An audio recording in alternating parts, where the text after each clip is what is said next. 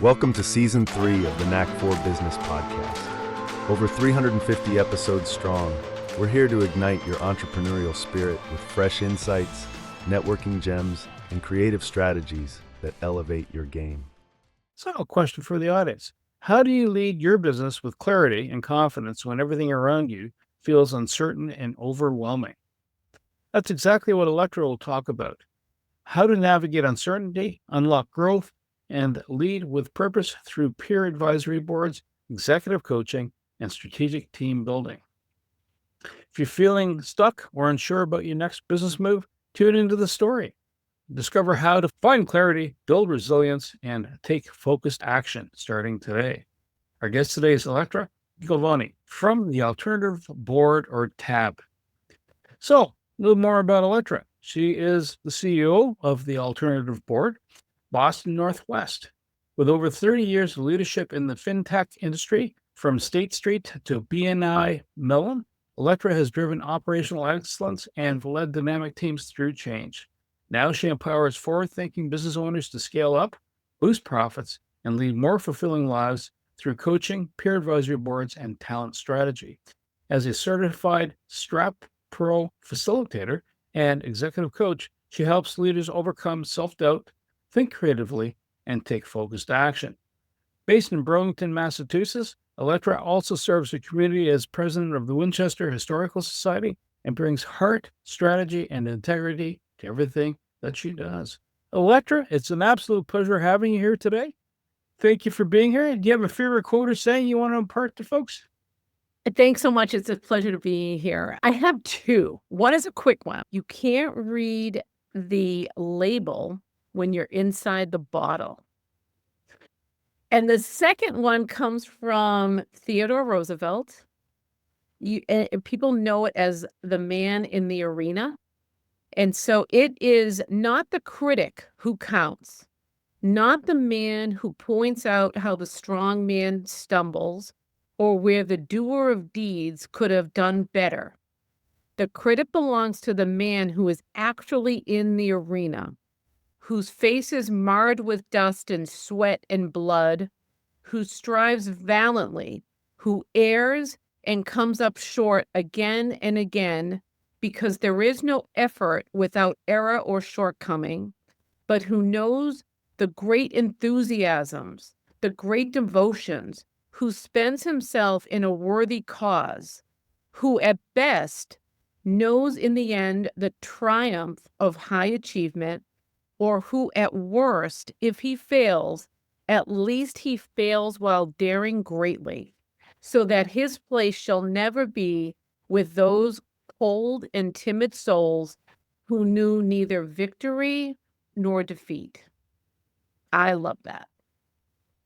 This is the third guest that has mentioned the art of failure and learning from it. You need that to go to the next point.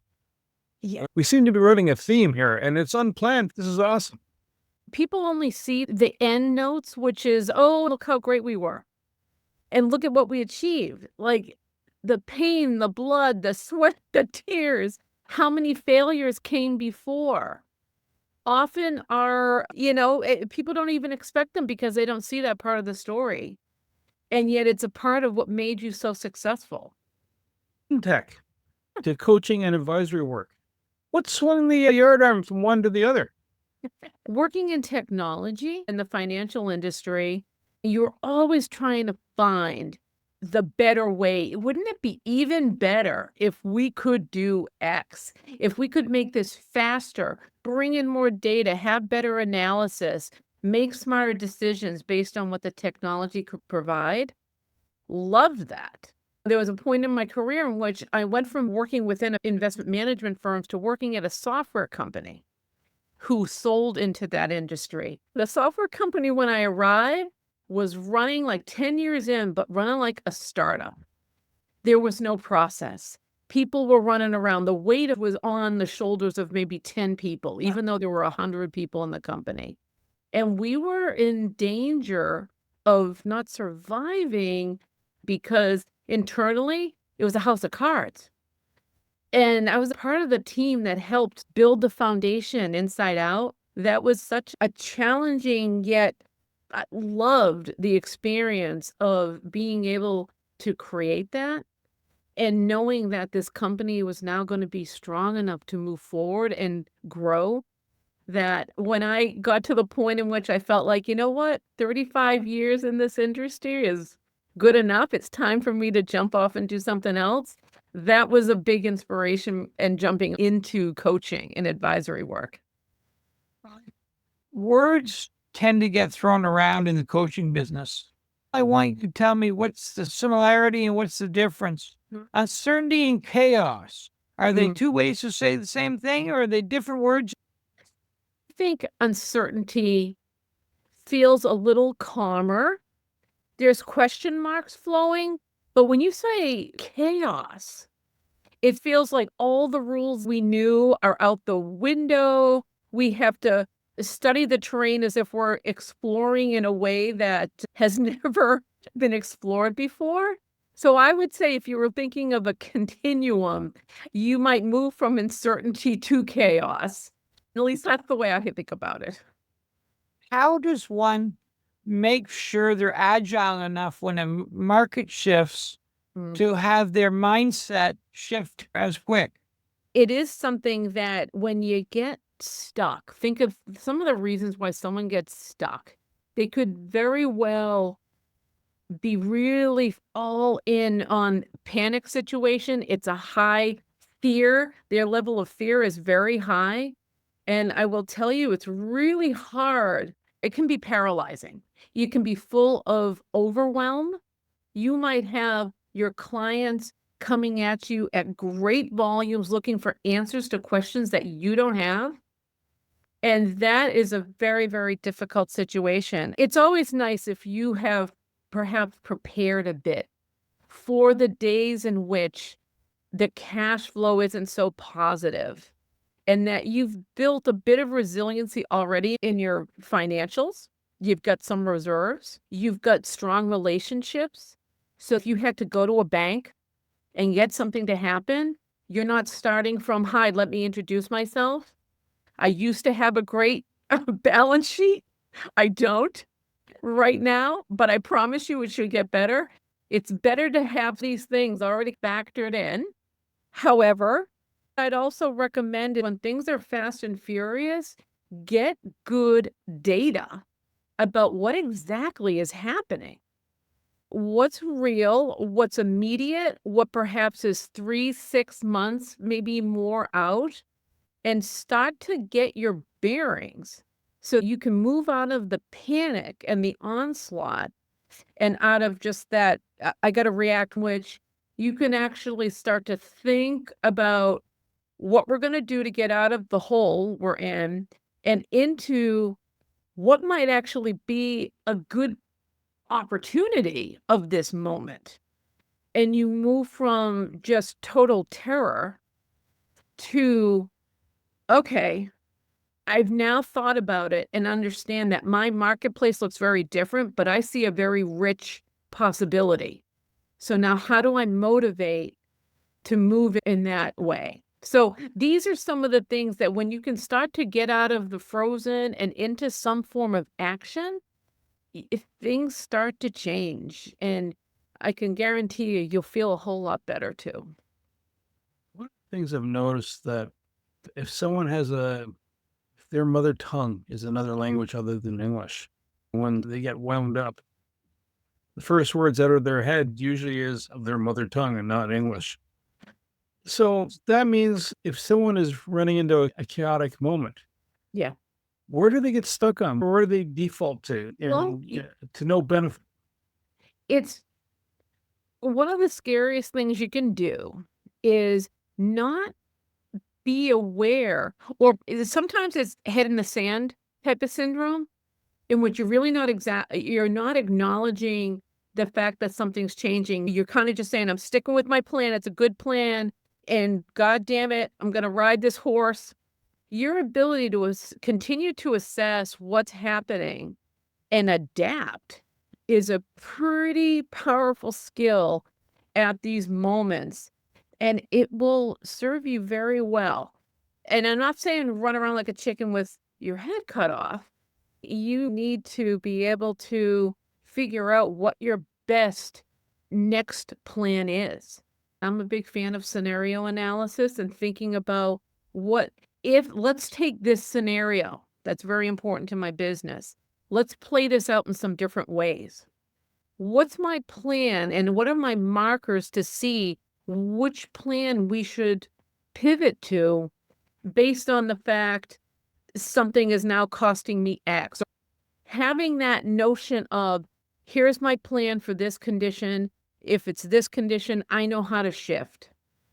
Once again, you're putting yourself back into a proactive mode as best you can, and out of that reactive, I'm just trying to hold the pieces together. And having, again, good data, good numbers, good metrics, nothing sexy about it. But if you're trying to steer something, those things can be your sanity. The calmness in your day. Yeah. I really promote and believe in peer advisory boards. And being a life coach, I obviously believe in coaching. I'm a little bit confused about when you'd use one or the other and when you'd use both. Could you fill in those blanks for me? Sure. In my practice, I put together peer advisory groups. These are business owners. Everyone around the table is your peer. I think about the size and complexity of a business. And that's another factor to say, what's the best peer group for you? Our discussions are around strategic decision-making, execution, and what's getting in the way, in which we are hoping, the reason my business is called TAB, the alternative board, is the notion that this is an alternative to a board of directors, which small businesses don't generally have the ability just to kind of like create for themselves. So you're looking for this peer group to be a trusted circle for you. They don't have a horse in your race. What they have is a ton of experience of the good things that have happened. And honestly, you learn as much from the things that blew up. And they can give these insights and perhaps help you see beyond what you might view as the perfect plan. Someone could come at it and say, I don't even think you've thought about this other factor. If we're working a plan, we're going to try and make this the best damn plan we can with these collective insights. And I'm sure as a life coach, you're not, the notion of blind spots and where someone themselves may get stuck because there's certain aspects that they just don't see. They're not wired to see it. These peer groups help you to point out like where you're missing the boat. And sometimes, from a person standpoint, sometimes it's the kick in the pants you need to stop designing and start doing it because you are good enough at this point. Move out of design, move into action. The other big thing is accountability. If you say you're going to do something, the expectation is very high that you're a person of your word and that you will have taken action and we're going to want to hear about it. That level of support really helps a business owner navigate what we know is inherently hard work. So basically, you've just described peer support. Sounds almost like crowdsourcing with a little bit of filtering. But you also said advisory board, like a board of directors. Do you have the same protection as a board of directors would, whether they're paid or not? Is it paid or unpaid? Everyone is sort of a paid member. Everybody in this peer group is going to also ask advice of the group. Everyone has a slice of time in which we're going to take on an important topic that business owner is facing. And what I'm trying to design in creating these groups is seeing that we have a nice cross-section of business acumen. Yeah. And we actually use DISC behavioral profiles to kind of help us from who's showing up and where they're going to go at a particular problem. Who thinks about risk? Who thinks about opportunity? Who thinks about the people in the equation? Who thinks about what needs to get done? It's all important. And we don't all think about the same thing at the level that's needed given the challenge we're trying to solve. When they're in, though, is the group then responsible for the outcome, or is it just like my coach tells me to do something, I either consent, dissent, or halfway, half measure, right? It's still up to me, right? It's up to the person. So say we have a half hour and we take on something. My last question as we're wrapping up this topic is, what are you going to commit to over the next 30 days to take action on this? There are times in which someone had a particular piece of advice and it's like, that one, I'm going to go do that. Sometimes it's sort of a combination of things, but it's up to you. What you decide is the next step that you're going to take, but we're going to hold you accountable for doing whatever you decided to do. I love to think about what my listeners want. And I find that they want to hear a success story and a train wreck. Now, I know I can't use names, but if you can fill in those two blanks for me, that would be awesome. I will tell you, success stories can come in so many different shapes and sizes because you're meeting business owners in very different modes of operation. When we're working with startups and people who are just getting started, the success story comes with they figured out who their target market is. They figured out how to sell and convert, and they built a revenue generation machine that is working on all cylinders. I've met people who are just figuring it out. They've had some success, maybe making under 100,000 in a year, and we're looking to 2x, 3x, 5x. It's amazing what can happen, particularly at that stage, to go from that to like $500,000 in a fairly short period. And so we're designing how to do that successfully. You're even starting to think about how to build scale into your business. A lot of that comes with designing. We're going to get really clear on our messages. We're going to what our unique selling proposition is and how we differentiate. And by doing that consistently, I have absolutely seen businesses really just blow some numbers through. We always set something called the champagne moment and said, all right, if I get to this goal, we're gonna open champagne. And there are times in which we were shooting too low. We blew the doors off. We went 10x. Now, when it comes to the other side of the equation, the train wreck usually gets boiled down to lack of action. Like this person is very much will talk about this with an appearance that they will take action at some point in time. And then it's all excuses because sometimes the actions are not comfortable. They're not feeling within the strength of this person. And then it becomes, I'm going to procrastinate. I'm going to find reasons why it can't be versus reasons why, okay, maybe this isn't me, but I got to find another way to do this thing and commit to different types of ways of solving a problem. When there is no commitment for action, it is a train wreck. To me, obviously you're looking for change, and the change hopefully is always towards the positive, but you can have a negative consequence because someone didn't take action. When you have these people as peers, do you find that all of a sudden someone is 10-fold, 20-fold, 50-fold growth? Is the peer group still a fit? Conversely, if it goes the other way, in other words, someone goes, oh my gosh, my life, it could be some other external things that are happening, their life's falling apart, either the health, family connections, etc., and best laid plans of mice and men. Yep. Versus someone is now, they're just rocking it. They become the Nike. Do you find them staying in the group? How do you assemble the peer group? I guess it might be the best question. What happens? Do you outgrow it? You do outgrow it. And that's a great story. For example, one of our starting point peer groups is something called an accelerator board. This could be a solopreneur because we usually say around 5 employees or less.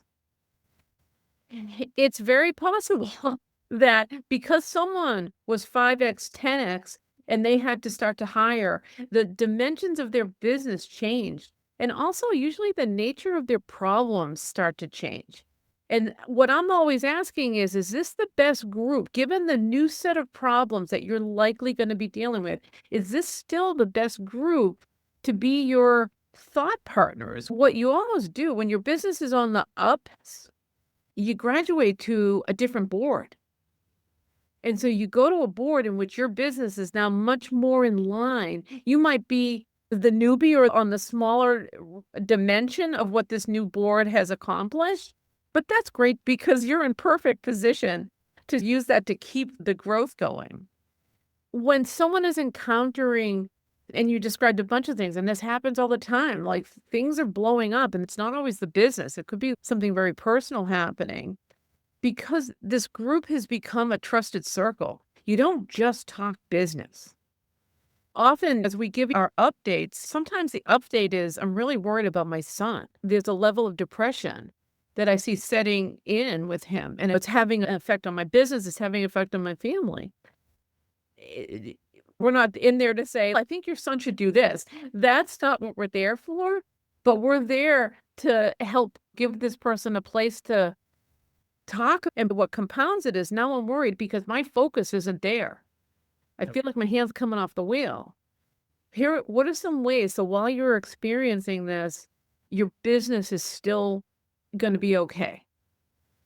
But we're going to try to help however we can.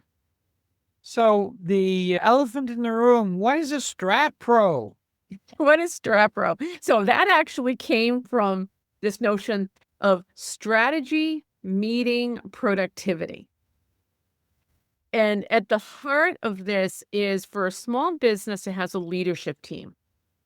Could be 2 people, could be 3 people, could be 10. With a leadership team to be effective, you got to get aligned. You have to have a shared understanding of what is the strategy that you're implementing and what is the accountabilities to execution and what's the execution plan. Strat Pro is a series of workshops that take a leadership team through that process and into execution. This group goes from finger pointing or almost being like they might as well be working in different companies because they're all taking their own approach to getting in line in the same boat or pulling in the same direction. Typically, it's agreed upon metrics for how we're going to judge success, who's going to make decisions, and what that looks like. You're covering it all. And, the hope is at end result is you've got a leadership team that is just going to deliver. So coaching a person, sometimes we don't, where we at? And sometimes that needs to change for us to go to the next level. How do you help a person adjust their own internal beliefs? Well, the starting point is typically putting a little bit of light on it. Getting someone to understand what their tendencies are. So I mentioned we use DISC as a for instance. And DISC helps you understand, like all these frameworks, you tend to have a strong association with the typical patterns of behaviors. Let's say I'm a high D in a DISC thing. It tends to me I'm a dominant personality. It tends to me I'm very driven for results. It tends to me I get frustrated easily. I don't like a lot of detail.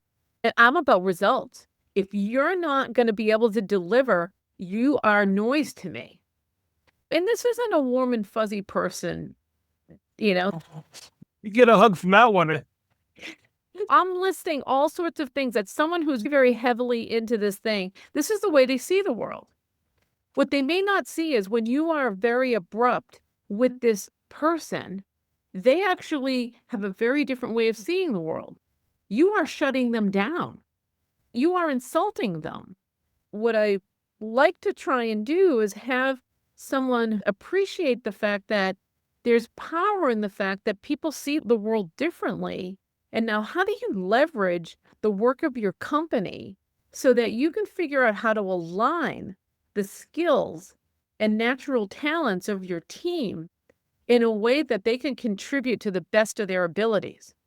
And that perhaps means that sometimes You have to figure out how you can enable the team's success. And so by starting with those things that say, well, this person's just stupid, sometimes self-limiting is you're beating yourself up because you want more of another, is starting to realize, okay, how is it one can start to perhaps imagine different ways that you might respond to something. Work away from maybe your more traditional, okay, when this happens, I do this, to say, well, when this happens, let's figure out maybe 3 different ways in which I could have responded. And let's start to build some, new neural pathways that allows for a different type of action that should lead to a different type of outcome. It's not going to feel comfortable. You might have to try on something first and fake it till you make it. You are typically soft-spoken and you need to speak very confidently. Sometimes you have to put it on and exercise those muscles. You can move beyond those things. So it's identification, perhaps strategizing different tactics and different modes, giving yourself a place to exercise these new things, hopefully lower risk moments, and then rinse and repeat. What starts off as perhaps a self-limiting belief to a growing confidence that you're able to navigate on a much broader range. What I find is some entrepreneurs are very much adrenaline junkies. They not only thrive in chaos, they seem to need it. And one thing that I think in a perfect world, someone willing to take advice, be accountable, and listen would be spectacular.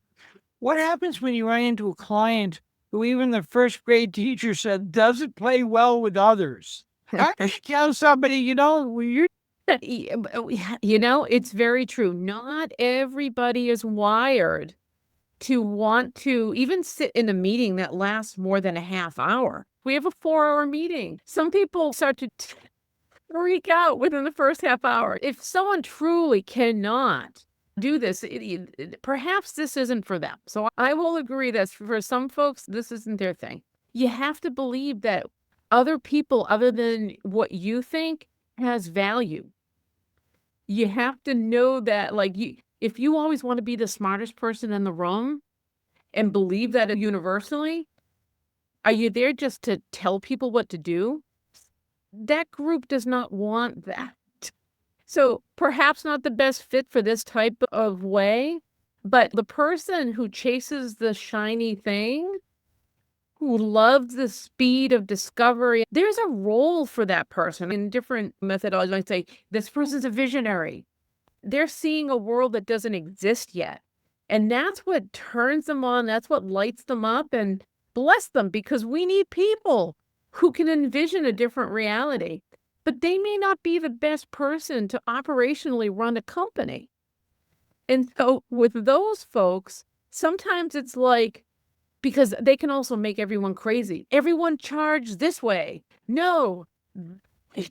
How many people are you creating a level of chaos for when you haven't even solved the first problem you were trying to solve? With them, you're really trying to get them to build an organization that will allow for an implementation of the vision rather than just continual chasing of different aspects of it. There's a colleague of mine. He says, if there are no problems, there are no opportunities.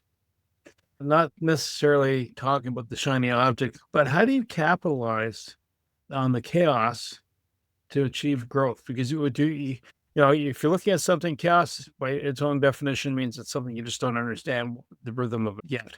Yeah. Or might never, depending on the nature of it, right? But that said, if you actually recognize, hey, this is an opportunity, it's sort of like, the lemon lemonade story, right? Yeah. Can that help someone going, hang on, what I think is a detriment actually is a boon? Yes. And when you get yourself out of, say something that is happening very chaotically, so that whether it's not of your making or something bad has happened internally, your ability to move from fear-based, scarcity type of thinking. I've got to control, and people act differently in those moments. Sometimes it's like, I got to lock this down. I have to make all the decisions. That can be a way of operating. But to move into what you're describing, which is considering, if I now have to accept a different reality than I had planned for, what barriers might have actually been removed because something has opened up? Like, we're going to be able to say, all right, I used to say we couldn't do this, but in this moment, let's say this thing is possible. What then might we consider we could do? If money wasn't an object, you start to get to a point in which you're shifting from just trying to problem solve to viewing an opportunity and how you might be able to move towards it. It can be incredibly inspiring. What nuggets you find can totally shift a business, but you gotta be in the place to allow that type of thinking to happen. Sometimes when it's this disruptive, you might be in mourning. You're so emotionally tied to the loss that you can't even get yourself to think, but what's the blessing? What could we do to make it a blessing? And ask those type of questions to type and tease out the possibilities. And honestly, this is another moment in which trying to do this by yourself is really hard. Having a forum in which you can consider some wild ideas and not feel like you're going to get shut down. You can explore them. They may get tamed, they might get shifted, but that's the power of having those conversations. You find the gold and then you start to polish it. For most people, you need some other folks to bounce that off of to really get that type of thinking going. Some of our listeners are solopreneurs, some basically technicians, maybe even an apprentice. I'm guessing that this morphs into something a little bit bigger to get the best benefit. When do you reach that size, and how much money should we be putting in the bank to facilitate this to go forward? So are you describing a scenario in which a solopreneur, for example, be able to invest in being a part of a peer group, being able to afford this type of support? Whether he has to scale it to even join. Generally, the pricing for a peer group and that type of commitment is comparable to what can be afforded with small companies. Our pricing for our accelerator board this year, which is for that small solopreneur, is $550 a month. It's not tiny, but it's also generally not like I couldn't operate if I had to spend this money. And so, we do try and think about what is the proportional value achieved by this investment and keep it like, if paying 1% of what your net revenue is that a worthwhile investment to keep your vision at the forefront and the actions that you take to go reach out and make it happen incrementally throughout the year? What's that worth to you? That's how we like to keep our pricing. So at the end of the day, when everything's wrapped up, what legacy do you want to leave behind for people? For the businesses, for your operations, what's the happy end state for all things? Where do you see the ship being in 5 years down the pipe? Well, for me personally, I got into this because there was great purpose for me to want to have small and medium-sized businesses in my community be strong and healthy. When I think of an ingredients of what creates a place of being that people come and they stay, they can afford to be here. The education system strong. And I see small business as a really important ingredient to creating a community that's healthy and thrives for the long term. And so that was one of my, when I think of that purpose-filled decision, that was very much at the heart of this is good work. This is work that I don't even want to think about retiring. I want to do this work as long as I can. And so for me, having multiple boards in which the folks on these boards are achieving their visions, and sometimes their vision is, I do want to retire. I want to sell this business. And that's good too, because everyone has their own vision for why they're running a company. So if I can continue to play a role in which these great things are happening and our business community is getting stronger and our communities are strong and healthy, life is good. And I feel like that's a great legacy to leave behind. Electra, there are some areas of geography that you tend to focus in. And if so, how do we get a hold of you? Yeah, and so my base is right outside of Boston, and many of my boards have business owners who are in the Massachusetts area, into New Hampshire, Rhode Island, and Connecticut. That's where most of my boards exist. To get a hold of me, it's great to reach out. My email, electra@tabbostonnw.com. My phone number is 781-365-9778. And you can always connect on LinkedIn. I'd love that. Okay. Wayne, and you, the Knack for Business listeners, thank you so much. This has been interesting, and what a great way to wrap up the show and understand that there are people out there that will help you. And it's peer support, an advisory board. What more can you ask for? People that are working for a common cause. So reach out to Electra, and she'll help you break through the uncertainties, offering that clarity component, that coaching component, and the peer support that helps drive your growth and confidence. She's passionate about this piece. That's really important because that's a caring soul. To reach the podcast hosts, email them at info@creativeinsight.com or by the website creativeinsight.com, spelled KREATIVINSIGHT.com. To reach Wayne at his email, wayne@motivateyou.ca, that is MOTIVE, the numeral 8 and the letter U.ca, or his website motivateyou.ca. If you would like to be a guest on this podcast and share your knowledge, let us know. We would also appreciate your feedback on the content or format. Check the show notes for more details. For these podcasts, we like to acknowledge the support and thanks to the following people: Carl Richards from Podcast Solutions Made Simple, a renowned podcast expert; Fred Crouch, who is the Property Wizard podcaster, where Bernie is a co-host; Jovan Strika from At Hive, a co-working space that is more than just a space; then Melanie Weber, Bernie's invaluable business partner; and Wayne Pratt from Motivate You Inc., who serves as both a coach and co-host of these podcasts. Disclaimer: please note that the Knack for Business podcast episodes are meant solely for educational and general informational purposes.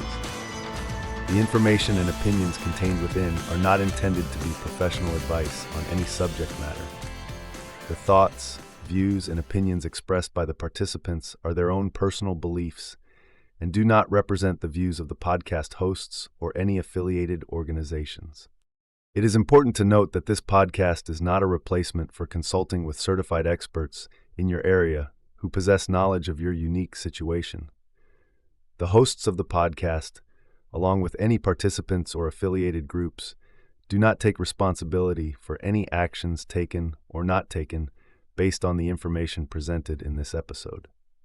It is highly recommended that individuals seek guidance from their own personal advisors in fields such as accounting, law, or other pertinent areas prior to undertaking any actions or making decisions that may impact their financial, legal, or other aspects of life.